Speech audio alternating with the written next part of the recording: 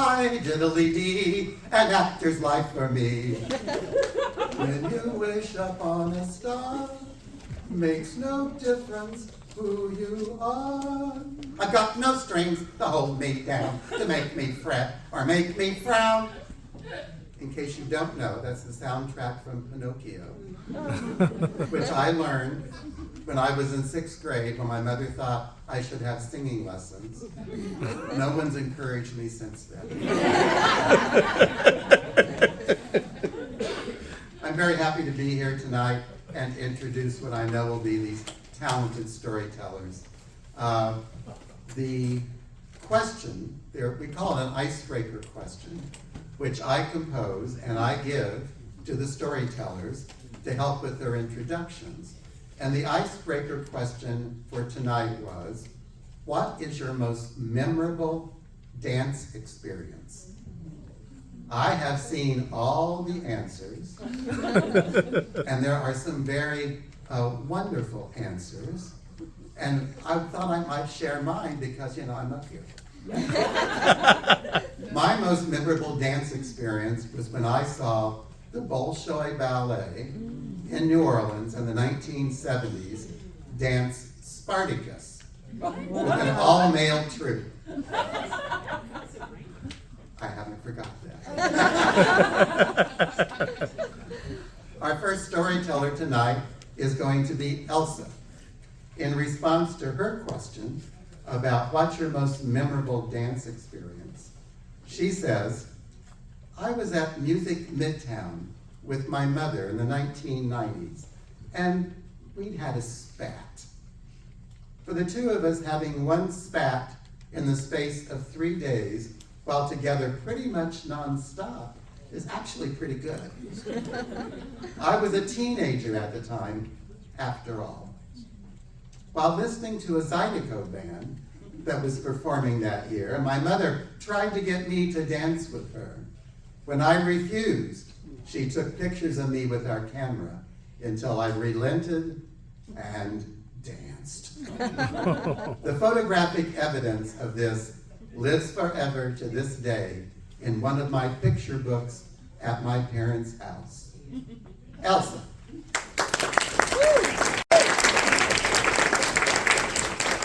I guess I never thought of music being a journey, and that was definitely a journey. And I was very pleased to go down that path. So thank you for that. Our next storyteller had indicated, and this is out of order in your program, so don't get excited. Okay. Heather says, I have danced all my life, but one time I was taking dance in my early 30s. This is going to be her most memorable dance experience. My instructor moved me around the room in big tango spins, the ones they always show in the movies. For example, I have rarely felt so lovely. Heather. For Heather, yeah. Who would have thought there was COVID music? Heather, as a special treat, are you paying attention? As a very special treat, Harry, stand up in the back. Oh, I'm sorry, it's not Harry. No, that's somebody else who, I don't know, has chicken all over their mouth. Our next storyteller is Garrett. Garrett says, in response to the question about your most memorable dance experience, my favorite dance experience was dancing a rumba with my new girlfriend Grace at a Friday night dance party for the Ballroom Performance Group. The rest was history. Garrett. Thank you, Garrett. Let's love our mothers.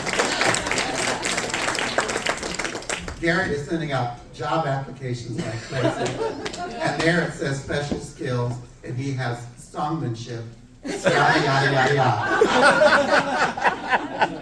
Good luck.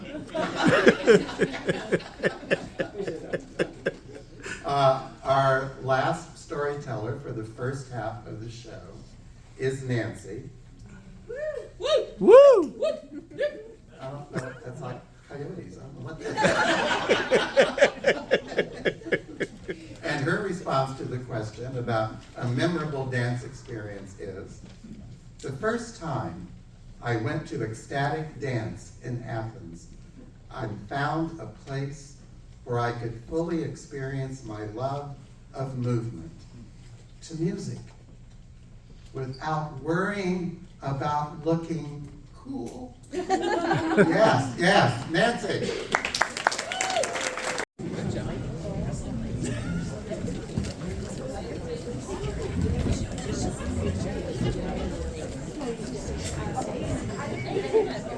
Call to order. Call to order. We will now do the roll call vote.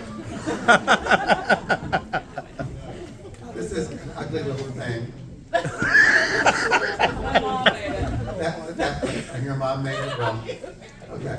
The person that's been selected to do the impromptu 4-minute, what's it called? Surprise story. Surprise. Surprise.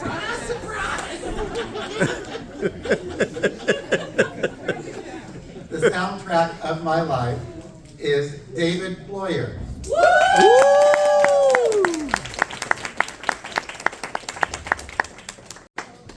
Some of you know that David's a very frequent storyteller here. And that was a very special moment.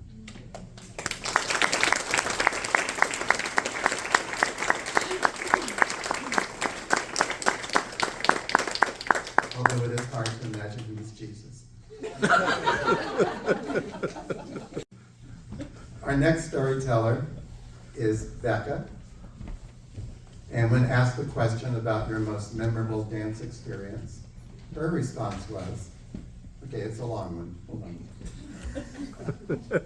Lindy Hop, I don't know what that is, in Dancing with Athens Stars in 2009 at the Classic Center to raise money for Project Safe. Yes. Woo! Through that experience, I grew more involved with the Athens community, became one of the Dancing with the Stars organizers for several years, and gained some dear friends. Dance brings us together. Becca.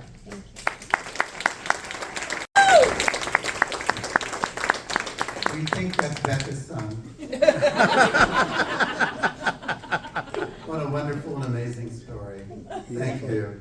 I've been an out queer man since 1970. Everybody's journey is an amazing journey, and that was another one I just heard. It also makes me want to go out and buy Indigo Girls outfits. So thank you. Back up.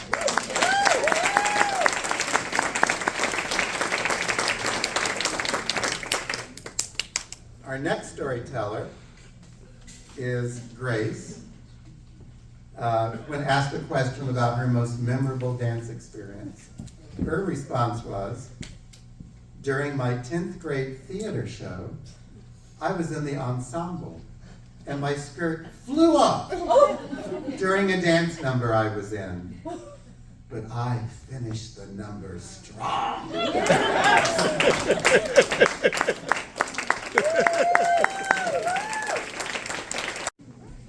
I have two comments. My skirt never went off during an ensemble, but I was in Hair in 1974 in New Orleans, and more than a skirt went off.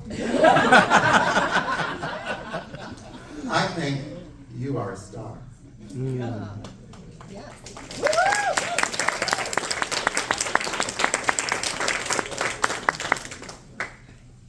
To close out the evening, we have something very special. Isn't that right, Naki?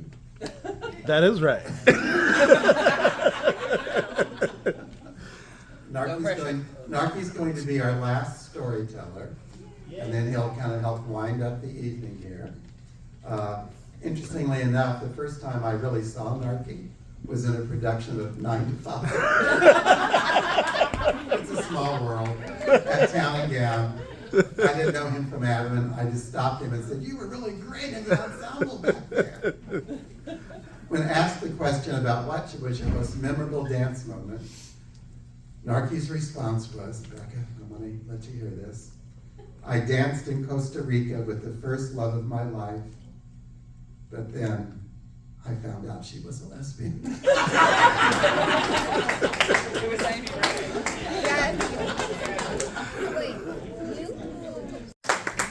It's easy to see why Dr. Norton has his degree in education. Thank you.